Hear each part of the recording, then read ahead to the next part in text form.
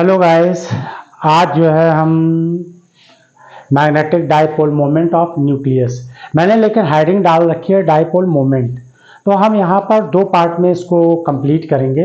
एक पहले हम बताएंगे कि इलेक्ट्रॉन की बेस पर कैसे डाइपोल मोमेंट प्रोड्यूस होता है, और फिर सिमिलरली हम उसको जो है न्यूक्लियस के फॉर्म में कन्वर्ट कर देंगे। तो वैसे तो हमारा जो टॉपिक है वो है magnetic dipole moment of nucleus, लेकिन पहले हमें इलेक्ट्रॉन के बेस पर डाइपोल मोमेंट बताना होगा, है ना। तो हम क्या करते हैं कि जो इलेक्ट्रॉन की वजह से जो डाइपोल मोमेंट प्रोड्यूस होता है, सबसे पहले हम उस पर स्टडी करते हैं। तो देखिए, जैसा कि हम जानते हैं कि न्यूक्लियस के अराउंड क्या होता है, इलेक्ट्रॉन जो है मूव करता है ना। तो revolving electron around the nucleus, तो इस केस में क्या हो जाएगा, ये न्यूक्लियस है। अब इस न्यूक्लियस के अराउंड क्या होता है, इलेक्ट्रॉन मूव कर रहा है, ये ठीक है ना, रिवॉल्विंग अराउंड द न्यूक्लियस, कौन, इलेक्ट्रॉन। तो अगर इलेक्ट्रॉन देखिए ये एंटी क्लॉकवाइज मूव कर रहा है, तो इसके अपोजिट डायरेक्शन में करंट प्रोड्यूस हो जाएगी, और वो करंट क्या हो जाएगी, आई हो जाएगी, ठीक है ना। क्योंकि ये हम तो बेसिक थ्योरी में ही जानते हैं कि इलेक्ट्रॉन जो चार्ज होते हैं वो करंट के अपोजिट डायरेक्शन में, यानी खासतौर से इलेक्ट्रॉन जो होता है करंट के अपोजिट डायरेक्शन में मूव करता है। तो देखिए, जैसे ये इलेक्ट्रॉन इस तरीके से मूव कर रहा है, तो करंट क्या होगी, अपोजिट होगी, ठीक है ना। अब देखिए यहाँ पर ये जो न्यूक्लियस है, यहाँ से यहाँ तक के ये इलेक्ट्रॉन के बीच की डिस्टेंस जो है रेडियस के इक्वल हो जाएगी, ठीक है ना। अब देखिए ये करंट क्या है, इस डायरेक्शन में है, तो ये साउथ, देखिए ये साउथ पोल बन जाएगा, है ना। अब इसी के हम करस्पॉन्डिंग अपोजिट डायरेक्शन से देखेंगे तो हमें नॉर्थ पोल दिखाई देगा, क्योंकि करंट अभी करंट कैसी, क्लॉकवाइज है, तो उस समय कैसी हो जाएगी, एंटी क्लॉकवाइज, अपोजिट डायरेक्शन में देखने पर। तो उस समय क्या हो जाएगा कि जब हम एक तरफ से देखेंगे साउथ, दूसरी तरफ से नॉर्थ, तो ये एक डाइपोल बन जाएगा, ठीक है ना। तो ये टेनी डाइपोल प्रोड्यूस हो जाएगा, तो जिसे हम क्या नाम देंगे, मैग्नेटिक डाइपोल मोमेंट। क्लियर है। अब देखिए इसकी वजह से ये रेडियस आर है ना, तो आर रेडियस की वजह से यहां पर इसका सर्कमफ्रेंस कितना हो जाएगा, 2 पाई आर हो जाएगा। और वन रेवोल्यूशन में मान लीजिए कितनी वेलोसिटी, अगर v वेलोसिटी से मूव कर रहा तो टाइम इक्वल टू क्या निकल कर आ जाएगा, टाइम इक्वल टू हो जाएगा 2 pi R upon v, one revolution का टाइम ये हो जाएगा, ठीक है ना। दूसरी बात है कि यहाँ पर ये जो है मैग्नेटिक डाइपोल मोमेंट प्रोड्यूस हुआ है करंट की वजह से, तो ये हो जाएगा आई ए, ये भी 12th क्लास में आप लोगों ने पढ़ा होगा, आई क्रॉस ए इक्वल टू क्या हो जाएगा, डाइपोल मोमेंट हो जाएगा, ठीक है ना। तो आई तो यहाँ क्या हो जाएगा, करंट ए क्या हो जाएगा, एरिया हो जाएगा। अब ये इसका एरिया कितना हो जाएगा, पाई आर स्क्वायर, ये एरिया निकल आएगा। और इसी तरीके से हम करंट की वैल्यू निकाल लेंगे, क्लियर है। तो सबसे पहले हम क्या निकाल लेते हैं, यहाँ पर दो चीजें निकालते हैं बेसिकली। एक हम निकालते हैं यहाँ पर मैग्नेटिक डाइपोल मोमेंट, और दूसरा निकालेंगे एंगुलर मोमेंटम। अब आप लोगों को पता है कि जब इलेक्ट्रॉन न्यूक्लियस के अराउंड मूव करता है, तो उसमें जो है एक तरीके से एंगुलर मोमेंटम, ये किसका पोस्टुलेट है, बोहर का सेकंड पोस्टुलेट के अकॉर्डिंग क्या हो जाता है, एम वी आर, ये एंगुलर मोमेंटम होता है। इलेक्ट्रॉन देखिए न्यूक्लियस के अराउंड मूव करता है, तो बोहर के सेकंड पोस्टुलेट के अकॉर्डिंग एम वी आर यानी एंगुलर मोमेंटम क्या हो जाता है, angular momentum and H line के इक्वल हो जाता है। हमें केवल इस टर्म से मतलब है, एम वी आर से, क्लियर है। तो आप देखिए यहाँ पर इसको इस तरीके से पेपर में आपको थ्योरी लिखनी है। When an electron moves in close orbit which produce both magnetic field and angular momentum due to a current loop, ये करंट लूप ही तो बनाया है इसने, देखिए ये ऐसे मूव कर रहा है कि नहीं कर रहा है, तो करंट लूप की वजह से यहाँ एक एंगुलर मोमेंटम भी प्रोड्यूस होगा, और दूसरा क्या हो जाएगा, मैग्नेटिक डाइपोल मोमेंट। हम ये इलेक्ट्रॉन के लिए बोल रहे हैं एटॉमिक स्टडी के अकॉर्डिंग। तो इस जगह पे according to Bohr second postulate angular momentum is L equal to M V R, ये इक्वेशन फर्स्ट हो गई, क्लियर है। अब देखिए आगे magnetic dipole moment mu equal to I हो जाएगा। मैग्नेटिक डाइपोल मोमेंट कहाँ से है, तो मैंने बताया, अगर ये देखिए करंट इस तरीके से प्रोड्यूस हो, ये साउथ पोल है, और अगर आप इसी तरीके से अपोजिट डायरेक्शन में, मतलब हम ऐसे फ्रंट में देख रहे हैं, अगर हम उस साइड से देखें तो यही क्या चीज हो जाएगी, एक तरीके से नॉर्थ पोल प्रोड्यूस हो जाए, और उस समय हमें करंट ऐसे दिखाई देगी। क्लियर। तो नॉर्थ और साउथ पोल की वजह से एक डायपोल मोमेंट प्रोड्यूस हो जाए, जिसे हम मैग्नेटिक डायपोल मोमेंट नाम देते हैं। म्यू इक्वल टू आई हो जाए। आई क्या है, करंट है, ए क्या है, एरिया है, इस लूप का एरिया है, और एरिया क्या हो जाता है, पाई आर स्क्वायर हो जाएगा फार्मूले के अकॉर्डिंग। करंट इक्वल टू होता है चार्ज बाई टाइम, टाइम की जगह तो टी लिखा रहे हैं, ई क्या है, यहाँ पर इलेक्ट्रॉन मूव कर रहा है, देखिए रिवॉल्विंग अराउंड द न्यूक्लियस कौन है, इलेक्ट्रॉन है, तो ई लिख देंगे। अब देखिए T equal to taken time, one revolving में कितना टाइम ले रहा है, तो देखिए ये हमने बताया था सर्कमफ्रेंस है, तो सर्कमफ्रेंस 2 पाई और हो जाएगा। और मान लीजिए इलेक्ट्रॉन v वेलोसिटी से मूव कर रहा है, तो यहाँ पर v लिख दिया, तो 2 पाई आर डिस्टेंस की तरह काम करेगा, और v क्या हो जाएगी, वेलोसिटी। तो देखिए ये आ जाएगा 2 पाई आर अपॉन वी। अब t की वैल्यू यहाँ पुट करेंगे तो v तो ऊपर चला जाएगा, 2 पाई आर ऐसे हो जाएगा। म्यू पी इक्वल टू, अब हम म्यू को म्यू पी लिख देंगे, म्यू एल लिखेंगे, म्यू की जगह पर अब हम म्यू एल करेंगे। क्यों, क्योंकि ये जो है ऑर्बिटल की वजह से, ये ऑर्बिट में मूव कर रहा है कि नहीं इलेक्ट्रॉन, तो ऑर्बिटल हो गया, तो ऑर्बिटल मैग्नेटिक डाइपोल जो निकल कर आएगा मोमेंट, उसको म्यू की जगह म्यू एल से रिप्रेजेंट करेंगे, ये ऑर्बिटल की वजह से है ना। तो ये E V upon 2 pi R, और एरिया की वैल्यू हमने क्या लिखी थी, पाई आर स्क्वायर, कैंसिल होके ई वी आर अपॉन 2 आ जाएगा। अब ये इक्वेशन सेकंड है, इक्वेशन सेकंड में इक्वेशन फर्स्ट से डिवाइड कर दीजिए। देखिए तो देखिए ये इक्वेशन फर्स्ट है, L equal to M V R N, और ये क्या इक्वेशन है, mu L equal to E V R upon we है, डिवाइड कर दिया ई वी, ये है वी आर अपॉन 2, और एल की वैल्यू क्या है, एम वी आर है। अब देखिए ये v से v कैंसिल हो गया, r से r कैंसिल हो गया, क्लियर है। तो वैल्यू क्या आ जाएगी, e बाई 2m, ये जो वैल्यू e बाई 2m आई है निकल कर, e by 2m, e constant है यानी चार्ज कांस्टेंट है, इसकी वैल्यू क्या होती है 1.6 इंटू 10⁻19 2, और यहाँ पर कौन मूव कर रहा है, इलेक्ट्रॉन, तो इलेक्ट्रॉन का मास क्या हो जाएगा यहाँ पर 9.1 इंटू 10⁻31 kg। इसके अकॉर्डिंग ई बाई 2m जो है कांस्टेंट है, इसको हम क्या कहते हैं, इज कॉल्ड जायरो मैग्नेटिक, यानी कि mu magnetic dipole moment ratio, या रेशियो तो ratio magnetic dipole moment to angular momentum, या इसको आप ऑर्बिटल एंगुलर मोमेंटम भी नाम दे सकते हैं। इस रेशियो को हम कहते हैं जायरो मैग्नेटिक, क्लियर है। ये कांस्टेंट क्वांटिटी है जिसको हम रिप्रेजेंट करते हैं किससे, ई बाई 2m से, और इसको बोलते हैं जायरो मैग्नेटिक, क्लियर है।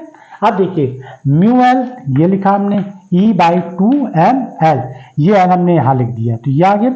अब इसको अगर हमें वेक्टर फॉर्म में रिप्रेजेंट करना है, अब इसी चीज को हमें वेक्टर फॉर्म में रिप्रेजेंट करने के लिए क्या करना पड़ेगा, ये देखिए, ये न्यूक्लियस के अराउंड इलेक्ट्रॉन रिवॉल्व कर रहा है, तो ये इलेक्ट्रॉन है जो रिवॉल्विंग।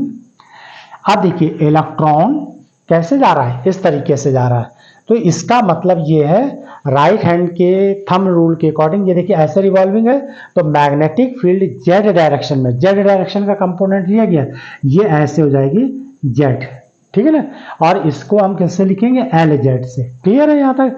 और करंट हमने कैसे, ऐसे मूव कर रहा है, तो इसके अपोजिट डायरेक्शन में क्या हो जाएगा, म्यू एल प्रोड्यूस हो जाएगी, यानी मैग्नेटिक डाइपोल मोमेंट जो है वो म्यू एल अपोजिट डायरेक्शन किसके, ऑर्बिटल एंगुलर मोमेंटम के, क्लियर है।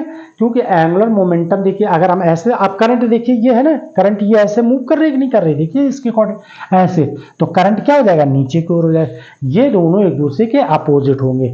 Angular momentum, orbital angular momentum opposite to किसके, मैग्नेटिक डाइपोल मोमेंट के। तो देखिए यहाँ पर देखिए वेक्टर फॉर्म में लिखेंगे mu L E upon 2m L Z, कौन सा डायरेक्शन का लिया हमने, जेड डायरेक्शन का कंपोनेंट, तो देखिए direction Z component of mu L is given by mu L Z direction है, ये जेड डायरेक्शन को रिप्रेजेंट कर रहा है।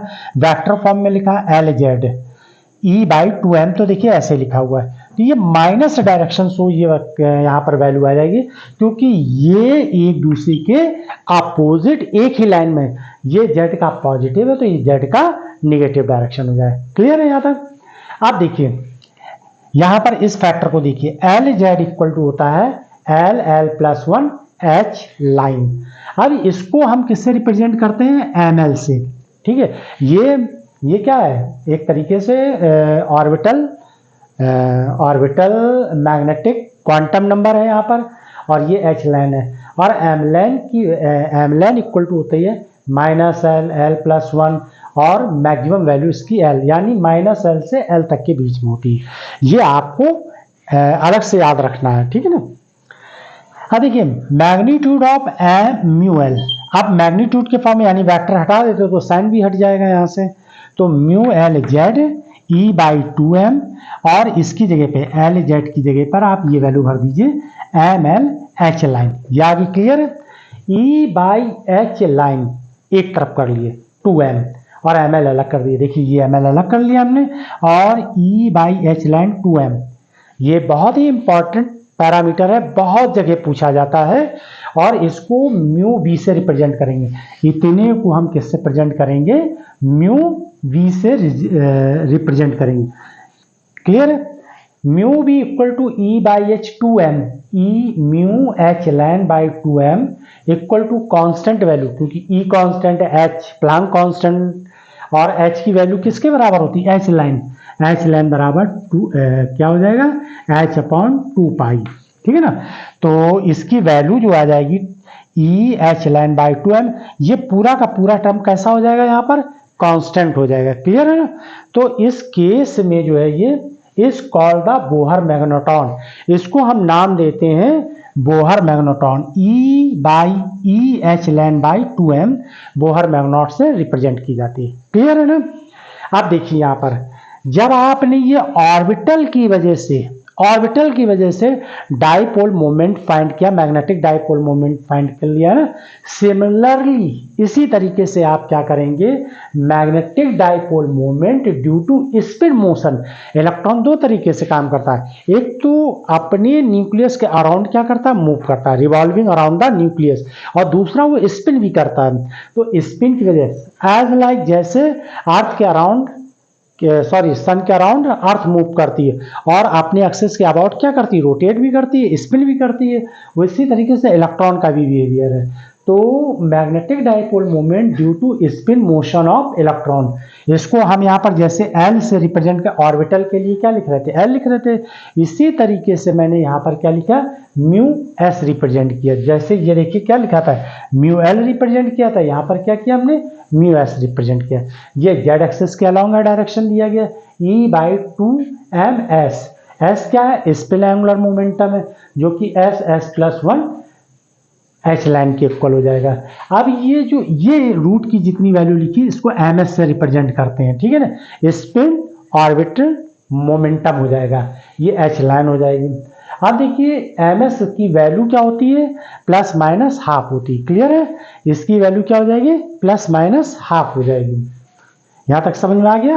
और अब ये देखिए एस की वैल्यू हम क्या रख देते हैं? ये वैल्यू पुट कर दी, M S H line. Clear है ना। यहां तक समझ में आ गया ना। आप देखिए क्या करते हैं इसमें आगे, म्यू एस, ये क्या है? Spin angular momentum, spin magnetic dipole moment भी इसे बोलेंगे। तो ये आ जाएगा जेड। ये म्यू एस को किससे रिप्रेजेंट करते हैं? Spin dipole moment E by 2, अब एच को यहां कर दीजिए, तो E H line M S by 2m। Clear है। और म्यू एस इसको जेड से रिप्रेजेंट करेंगे, तो ये हो जाएगा spin dipole moment, spin magnetic dipole moment E by H 2m M S. तो ये इस तरीके। अब इसको हम क्या करते हैं? क्वांटम के फॉर्म में लिखते हैं। क्वांटम के, ये क्लासिकल था, ये रिजल्ट क्लासिकल है, और ये क्लासिकल रिजल्ट ठीक है। अब इसमें एक और चीज है, मैक्सिमम वैल्यू कितनी होगी इसकी। तो देखिए इसकी मैक्सिमम वैल्यू क्या हो जाएगी, म्यू एल, यानी कि orbital angular momentum, orbital angular momentum Z axis के along E by H line by 2m। देखिए ये तो लिखा है 2m, और साथ में क्या क्या लिखा है, एम एल, ये लिखा है। मैक्सिमम वैल्यू के लिए देखिए केस क्या है, एम एल की मैक्सिमम वैल्यू क्या है, ये प्लस है ना, प्लस एल है, तो म्यू एल जेड, और यहाँ मैक्सिमम केस के लिए आप लिखेंगे ई एच लाइन बाई 2m, और इसकी जगह पर आप लिख देंगे एल। ये मैक्सिमम का केस है, किसके लिए, ऑर्बिटल के लिए। अब अगर हम स्पिन ऑर्बिटल मोमेंटम की बात करें तो यहां मैक्सिमम वैल्यू इसकी कितनी आ जाएगी, एम एस जेड मैक्सिमम, ये maximum E H line by 2m, और ये क्या वैल्यू आ जाएगी, प्लस माइनस इसकी हाफ वैल्यू आ जाएगी, प्लस माइनस उस समय कैसी वैल्यू आ जाएगी, ये हाफ आ जाएगी प्लस माइनस के केस में, है ना, क्लियर। तो इस तरीके से ये वैल्यू हम डिफाइन कर सकते हैं। अब देखिए इसको जो है हम क्या करते हैं, क्वांटम फॉर्म में कैसे लिखते हैं। ये तो था क्लासिकल का रिजल्ट, अब हम क्वांटम फॉर्म में लिखेंगे।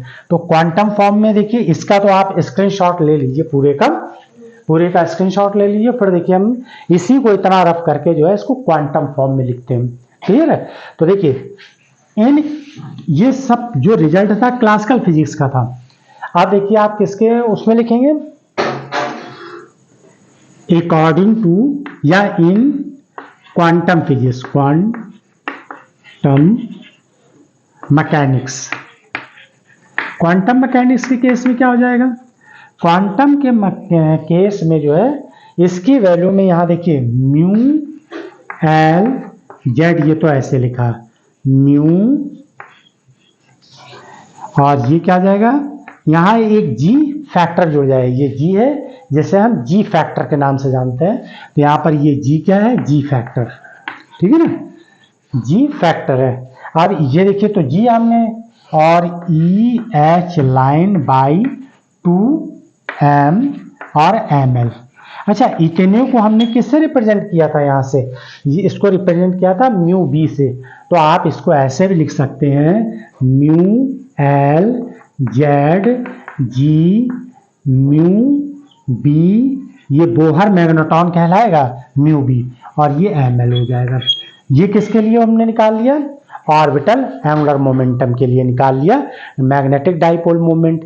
इसी तरीके हम स्पिन के लिए निकालेंगे, किसके लिए, स्पिन के लिए। तो जब स्पिन के लिए निकालेंगे तो ये हो जाएगा स्पिन के लिए। अब स्पिन के लिए क्या हो जाएगा, म्यू एस, यहां पर आप जेड लिखेंगे, और ये जी आ जाएगा स्पिन के लिए, और ये किसके लिए, एल क्या है, ऑर्बिटल मैग्नेट, म्यू भी आप ऐसे लिखा रहने दीजिए, और यहां क्या हो जाएगा, एम एस हो जाएगा।